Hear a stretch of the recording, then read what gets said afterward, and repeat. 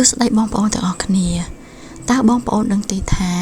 ការញ៉ាំសណ្តែកសៀងរាល់ថ្ងៃផ្ដល់ផលល្អយ៉ាងណាខ្លះដល់ថ្លើម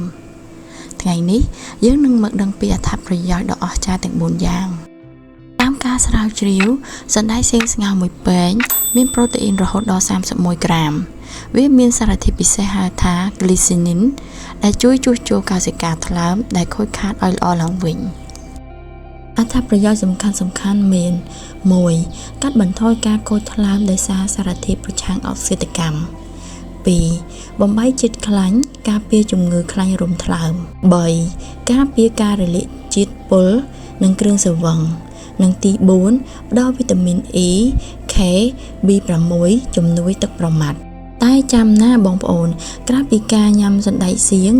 យើងក៏ត្រូវកាត់បន្ថយគ្រឿងស្រវឹងជប់ជក់បារីនិងហាត់ប្រាណឲ្យបានទៀងទាត់ផងដែរដើម្បីឲ្យសុខភាពថ្លើមដំណើរការបានល្អបំផុតបើបងប្អូនយល់ថាវីដេអូនេះមានប្រយោជន៍កុំភ្លេចចុច like និង subscribe Channel Daily Health ម្នាក់មួយផងជួបគ្នានៅវីដេអូក្រោយសូមអរគុណ